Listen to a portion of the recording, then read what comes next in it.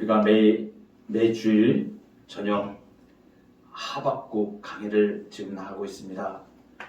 저의 스승님이신 합동신학대학원 전 총장님이신 정청균 총장님이 특별히 하박국에 대한 강의를 책으로 내신 것이 있습니다. 이렇게 하박국 신자는 그래도 제 길을 간다. 참 디자인도 이쁘고 이 책을 여러 번을 제가 읽으면서 특별히 선생님 옆에서 강의를 듣고 강의를 들으며 또 제 나름대로 하박국 선지자를 통하여서 주시는 하나님의 말씀을 많이 깨닫고 은혜를 많이 받은 책입니다.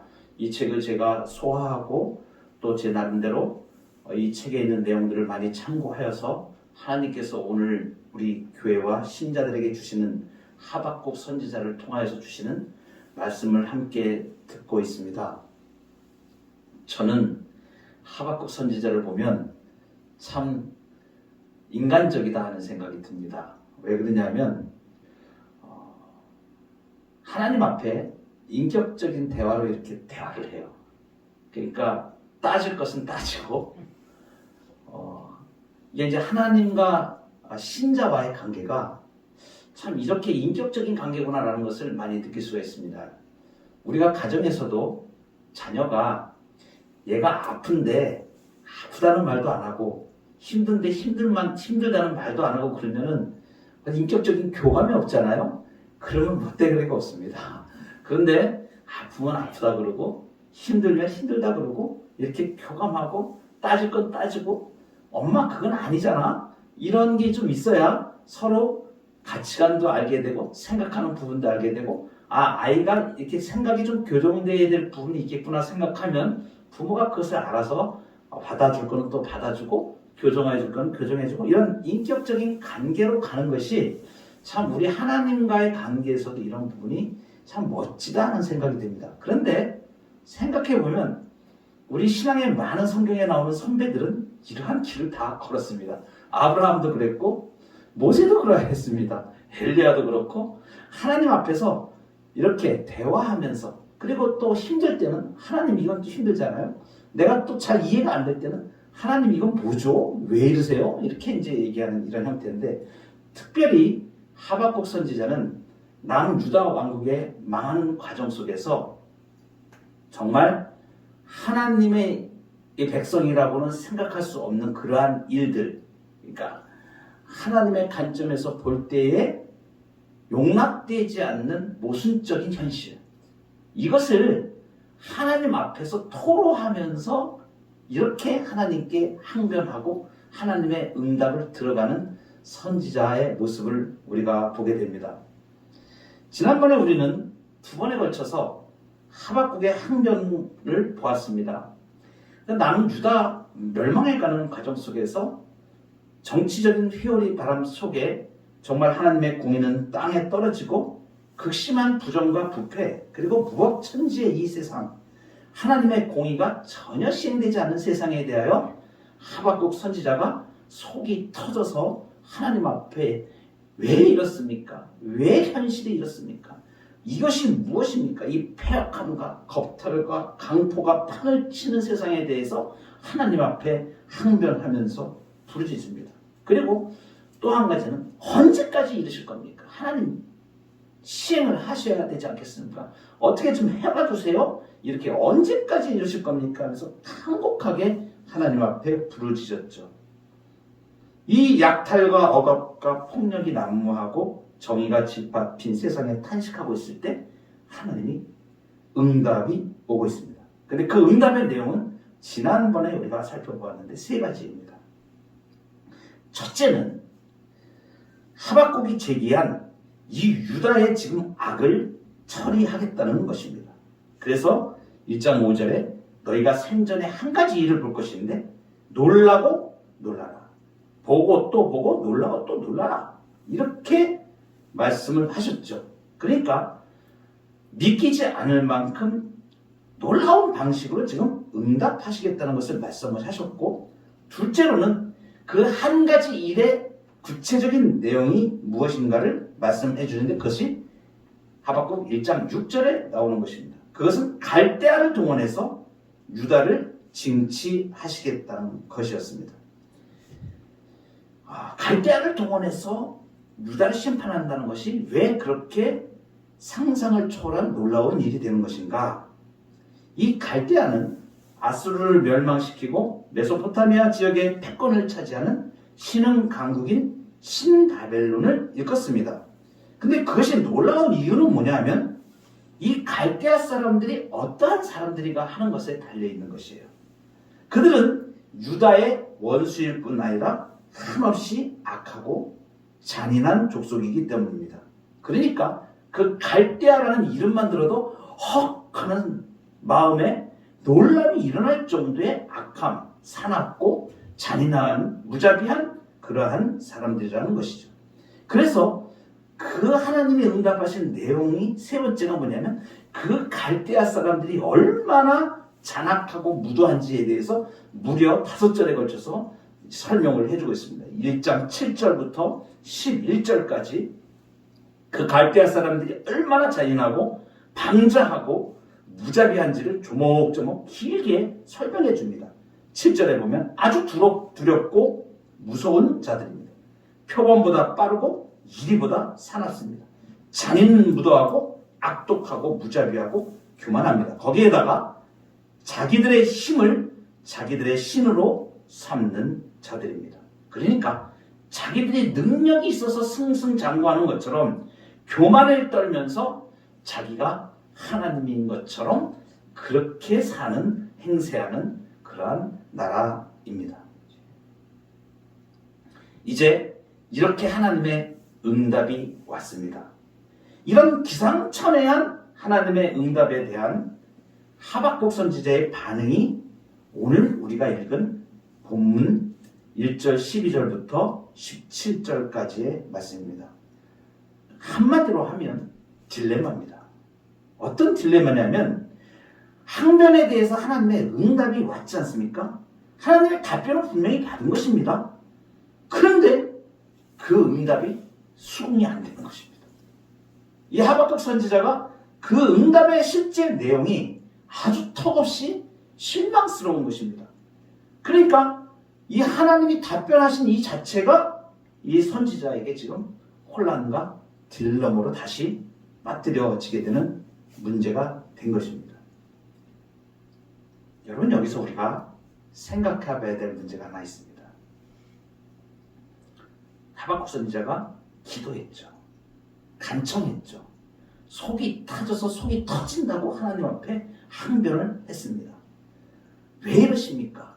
언제까지 이러실 겁니까? 이렇게 얘기를 했는데 응답이 왔어요. 그런데 생각지 않은 응답, 상상할 수 없는 응답. 하박국 선지자가 도무지 수긍할 수 없는 응답이 와버린 거예요. 이 사실을 말해주는 것은 무엇입니까? 이것이죠. 기도의 응답이 내가 요청한 내용과 방식대로 이루어져야 하는가 하는 문제입니다. 아뢰고 간구하고 하나님 앞에 항변하는 것은 우리의 기도입니다. 그것은 우리의 일입니다. 그런데 응답의 내용과 방식을 정하는 것은 하나님이시라는 것입니다. 어떤 내용을 어떤 방식으로 응답하시라고 하나님께 정해드릴 권한이 우리에게는 없는 것이죠. 그런데 분명한 사실은 하나 있습니다. 그것은 무엇이냐면 그 응답이 무엇이든 간에 어떤 방식이든 간에 우리에게 유익하며 하나님은 항상 옳으시다는 것입니다. 그래서 하나님 앞에 선지자가 이제 자신이 빠진 그 딜레마에서 도무지 이해가 안 되는 하나님의 응답을 듣고 거기에 이제 하박국이 자신의 말씀을 드리기 시작하는데 그것이 12절에 이제 시작을 합니다. 어떻게 시작하면 선지자가 이르되 여호와 나의 하나님 나의 거룩한 이시여 주께서는 만세전부터 계시지 아니하시나이까 우리가 사망에 이르지 아니하리이다. 여호와여 주께서 심판하기 위하여 그들을 두셨나이다. 반석이시여 주께서 경계하기 위해 그들을 세우셨나이다. 이렇게 되어 있는데 쉽게 표현하면 이겁니다. 요약하면 세 가지인데, 신론을 지금 자기가 믿는, 하박국이 자기가 믿는 하나님에 대해서 지금 고백을 하면서 시작을 해요. 그런데 처음에 시작하는 게 나의 하나님, 나의 거룩한 이시여, 이렇게 시작합니다. 이건 뭐냐면 하나님은 절대적으로 거룩한 분이시라는 걸 지금 고백하는 거예요. 하나님은 거룩하십니다. 이 얘기를 하고 있는 거예요. 그리고 이어서 만세전부터 계시지 아니하시나이까, 이것은 뭐냐면 영원하신 하나님이시라는 것을 지금 고백하는 거예요. 그러니까 하나님은 거룩하신 분입니다. 하박국 선지자가 자기의 믿음으로 지금 고백을 하는 겁니다. 맞죠? 하나님은 거룩하신 분입니다. 맞습니다. 아주 훌륭한 신앙 고백입니다. 거기에다가 또 하나님은 영원하십니다. 맞죠? 얼마나 좋은 신앙의 고백입니까? 거기다가 더합니다. 12절 하반절에 하나님은 우리의 반석이십니다. 지금 하박국 선지자가 우리가 잘 아는 바대로 하나님의 너무나 아름다우신 속성을 지금 들고 나오는 거예요. 거룩하심과 영원하심과 우리의 반석이 되심을 지금 하박국이 고백을 합니다. 철저히 맞는 고백입니다. 그러니까 하나님의 속성에 기반을 둔 소망의 기초도 확실한 것이고 그 언약의 성취도 확실한 것입니다. 그러니까 이 하박국이 그 하나님을 고백하면서 자신의 신앙을 또 고백을 해요. 그것이 뭐냐면, 그래서 우리가 사망에 이르지 않을 것입니다. 우리가 죽지 않을 것입니다. 지금 이렇게 하는 결론을 지금 내리는 겁니다. 너무나 명쾌한 논리죠. 분명합니다. 하나님은 거룩하시고 영원하시고 반석이 되시니까 그 하나님과 언약 관계에 있는 이 백성은 죽지 않을 것입니다. 맞는 말씀입니다. 철저하게 맞는 말씀이죠. 그런데 하박국이 이렇게 하나님에 대한 신론, 자기가 하나님에 대한 신앙을 고백하면서 지금 항변하는 내용이 바로 이어집니다. 13절에 보면 이제 이것은 뭐냐면 하나님을 딱 고백하고 따지고 들어가는 거예요. 하박국이 이렇게 따지고 들어가는 13절에 보면 주께서는 눈이 정결하심으로 악을 참아보지 못하시며 패역을 참아보지 못하시거늘 어찌하여 거짓된 자들을 방관하시며 악인이 자기보다 의로운 사람을 삼키는데도 잠잠하시나이까. 길게 돼 있는데 짤막하게 한마디로 줄이면 이겁니다. 하나님 거룩하시잖아요. 거룩하신 하나님이 어떻게 저런 사악한 갈대아를 세우십니까? 지금 이 얘기를 하는 거예요. 그리고 풀어서 얘기하면 절대적으로 성결하신 하나님이 갈대와 같이 악한 자를 들어서 사용함은 이것은 너무 모순되는 거잖아요. 이렇게 지금 그 뜻을 나타내고 있는 것입니다. 이것은 무슨 얘기냐? 악한 그들이 저들보다 분명히 의로운 유다를 삼키는 그러한 것을 어떻게 하나님이 침묵할 수 있습니까? 이건 불합리하죠. 이렇게 지금 항변을 하는 것입니다. 여러분은 어떤 생각이 드세요? 지금 1장 12절과 13절 하박국이 지금 들어서 하나님을 고백하고 거룩하신 하나님, 영원하신 하나님, 반석이 되신 하나님, 그러니까 그 하나님의 백성인 자들은 망하지 않을 것입니다. 그런데 그렇게 거룩하신 하나님이 저렇게 사악한 자들을 들어서 유다를 치게 하시다니요. 이건 불합리하지 않습니까? 논리가 어떤 것 같아요? 논리가 상당히 일리가 있지 않습니까? 저는 이렇게 이 논리대로 하면 상당히 논리가 정연하고 맞잖아요. 맞아. 하나님은 거룩하신 분이고 영원하신 분이고 그의 백성들이고, 그런데 그 백성들을 지금 저 사악한, 그것도 누가 사악하다고 말씀하셨습니까? 하나님이 직접 그렇게 사납고 표범 같고 이리 같은 자들이라고 말씀하신 그 사람들을 들어서 지금 유다를 치시다니 이거 무슨 아닙니까? 지금 이렇게 하박국이 항변하는 겁니다. 하나님은 이렇게 하겠다고 말씀하시고 응답으로 주셨어요. 그런데 하박국은 무슨 하나님입니까? 이렇게 지금 얘기하는 거예요. 누가 맞을 것 같아요? 답은 나와 있겠죠. 뻔한 거 아니겠습니까? 그런데 우리가 논리적으로 생각하면 하박국이 이렇게 하나님 앞에 항변하는 게 참 논리가 맞는 것 같다는 생각이 들게 됩니다. 우리의 아이들이 엄마 아빠한테 어떤 얘기를 할 때 논리적으로 따들어들면 어떨 때는 그것이 참 맞는 것 같기도 하고 그런 때도 있어요. 그런데 말입니다. 이 하박국이 내미는 카드가 하나 더 있습니다. 하나님 앞에 하나님을 꼼짝 못하게 하실 정도로 지금 하나님 이거 정말 이렇잖아요 라고 내미는 카드가 있는데 그게 뭐냐면 14절입니다. 14절에 보면 이런 표현이 나옵니다. 주께서 어찌하여 사람을 바다의 고기 같게 하시며 다스리는 자 없는 벌레 같게 하시나이까. 여기서 사람이라고 하는 것은 유다 백성들을 말합니다. 언약 백성을 말하는 거예요. 그리고 바다의 고기 같다는 것은 버린 자식, 사람이 그 바다의 물고기처럼 버려진 것처럼 이렇게 되어진 것을 말하기 때문에 이것은 버린 자식같이 된다는 거예요. 그러니까 이 표현은 뭐냐면 하나님의 언약 백성인 사람이 어떻게 버린 자식같이 바다의 어족같이 여기시고 하나님이 그들을 포기하시는 겁니까? 지금 이것을 말하는 거예요. 이게 뭐예요? 하나님이 꼼짝 못할 카드를 하나 딱 들고 나오는 거예요. 하박국이 보니까 언약 백성이잖아요. 딱 이러는 거예요. 지금 하나님 언약 백성이잖아요. 하나님이 자기 백성이라고 나는 너희 하나님이 된다고 하신 그 백성이잖아요. 그런데 어떻게 갈대와 같이 사악한 자들을 쳐서 이 유다의 백성들을 하나님의 언약 백성들을 죽이신다고요? 무슨 말입니까? 이렇게 지금 말씀드립니다.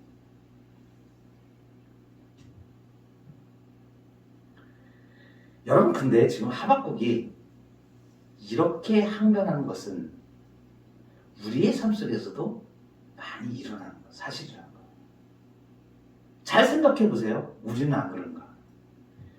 우리는요, 우리 삶의 현실에서 하나님이 약속하시는 것보다는 무엇을 더 많이 생각하게 되냐면 하나님이 약속하셨는데 그대로 되어지지 않는 현실에 대한 원통함과 억울함과 그리고 그것을 더 많이 우리가 따지게 된다는 사실이에요.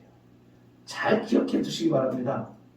하나님이 지금 어떻게 여기 지금 하박국이 항변을 처음에 했고 하나님이 응답하시고 오늘은 그 하나님의 응답에 대해서 꼬치꼬치 하박국이 따질 때에 하나님이 지금 이제 2장에 가면 또 답을 주십니다. 그런데 지금 잠깐 멈추고 우리가 하나님도 항변 그러면은 하박국이 지금 막 하나님 앞에 대포를 쏴댔는데 하나님은 지금 뭐라고 지금 말씀하실까라고 한번 생각을 해보자는 거예요.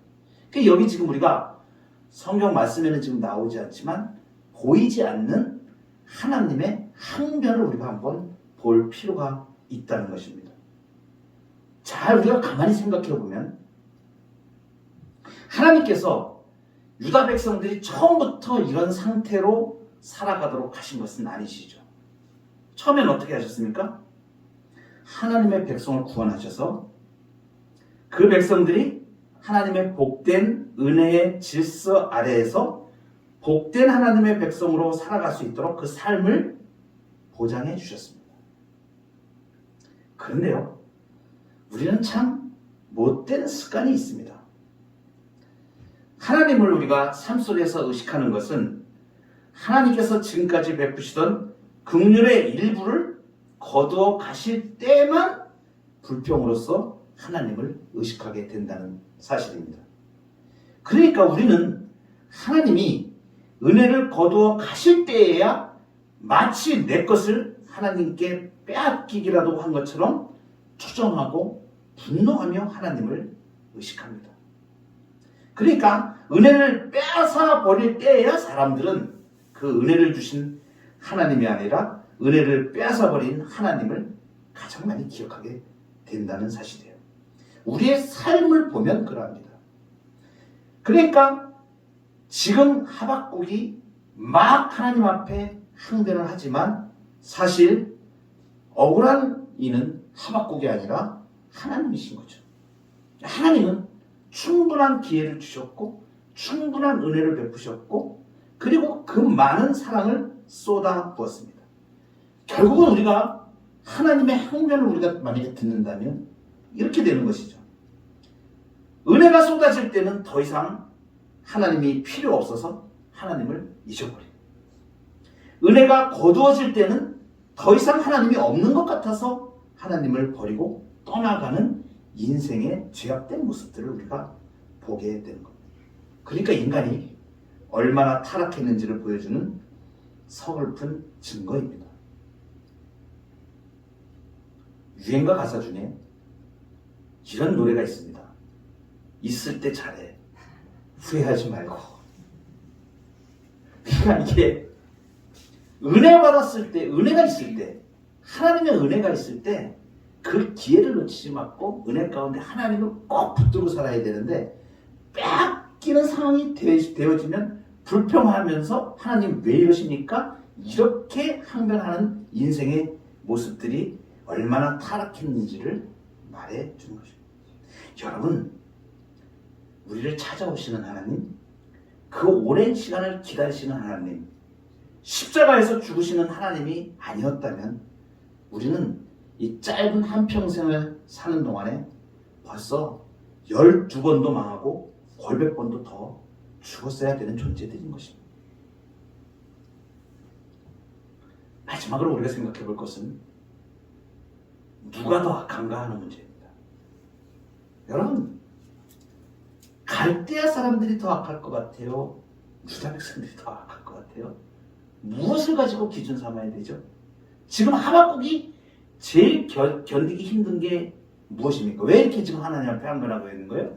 오늘 12절, 13절, 14절 계속하면서 왜 이렇게 힘들어하는 것은 무엇입니까? 그것은 갈대아인들이, 저렇게 사악한 인간들이 그보다 훨씬 덜 악한, 유다가 아무리 악하다 그러지만 덜 악한 사람들, 그 갈대아의 그 광포함과 무자비함과 잔인함과 이거는 비교할 수가 없거든요. 그러니까 그 갈대아의 그 악한 사악한 자들이 덜 악한 유다를 심판한다는 것이니까 그게 견디기 힘들었던 거예요. 갈대아가 유다보다 더 악하다는 것은 우리의 관점에서는 맞을 수 있을지 모릅니다. 그런데 중요한 것이 있습니다. 하나님의 관점에서도 과연 그럴까? 하나님이 보시기에는 갈대아가 더 악할까? 유다가 더 악할까? 하는 문제입니다. 여러분, 선지자 아모스의 그 말씀에 따라서 보면 다른 시각을 우리에게 말해줘요. 이스라엘은 다른 모든 주변의 이방 국가들보다 더 악하다고 말합니다. 유다가 훨씬 더 악한 거예요. 왜 그런가? 왜냐하면 이스라엘은 다른 이방의 족속들이 받지 못한 것을 엄청나게 많이 받은 사람들. 어떤 민족에게도 주지 않는 율법을 이스라엘 민족들에게 하나님이 주셨습니다. 그리고 하나님이 친히 너희는 모든 민족 중에서 내 소유가 되겠고 너희가 내게 대하여 제사장 나라가 되 거룩한 백성이 되리라 라고 아주 특별한 지위를 부여한 민족입니다. 그래서 신명기에 보면 이렇게 고백을 하죠. 이스라엘이여 너는 행복한 사람이로다. 여호와의 구원을 너같이 얻은 백성이 누구냐. 이 땅의 어떠한 민족과도 비교할 수 없는 하나님의 특별한 편애를 받은 백성임을 분명하게 말해주는 것입니다. 하나님께서 이스라엘을 완전히 다른 특별한 사람이라고 선언하신 것입니다. 여러분, 이것은 우리들에게 적용되는 것입니다. 하나님이 우리 신자들에게 주신 특별한 지위가 그것입니다. 신자들은 하나님의 특별한 사랑을 받은 사람이에요. 신자들만 그것을 아는 것이 아닙니다. 세상 사람들도 그걸 알아요. 그래서 세상은 신자들을 향하여 자기들은 살 수 없는 그런 삶을 기대를 합니다. 그래서 예수 안 믿는 사람이 예수 믿는 사람한테 예수 믿는 사람이 조금 행동을 이상하게 하면 너는 예수 믿는 사람이잖아, 이렇게 얘기를 합니다. 그럼 뭐예요? 세상 사람들도 예수 믿는다고 하는 사람들이 다르다는 것을 알고 있다는 얘기예요. 너희는 다르잖아. 너희는 우리하고 다르잖아. 너희는 그러면 안 되잖아. 이렇게 얘기를 한다는 거죠. 그러니까 여러분 생각을 해보세요. 이런 관점에서 만약에 하나님의 이 관점에서 이런 것을 우리가 본다면 예를 들어서 이제 이런 걸 생각할 수가 있죠. 우리 그리스도인들이 예수 믿는 사람이 뇌물을 500만 원짜리 하나 받았어요.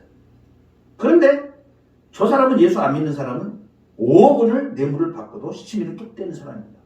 그 세상에 5억 원의 뇌물을 받은 세상의 그 더 악한 자들이 교회를 향하여서 죄를 지적을 할 때 겨우 우리는 500만 원뿐이 안 받았는데 쟤네들은 5억을 받은 애들인데 그 5억을 받은 애들이 500만 원, 야 너희들은 뇌물 받았잖아. 이렇게 얘기할 때 우리가 뭐라고 할 수 없다는 것입니다. 왜 그렇습니까? 세상은 아무리 뇌물을 받아도 우리는 한 푼도 받아서는 안 되는 사람들이기 때문에 그런 것입니다. 그러니까 우리의 사는 기준이 다른 특별한 사람들로 우리는 부름을 받은 사람들입니다.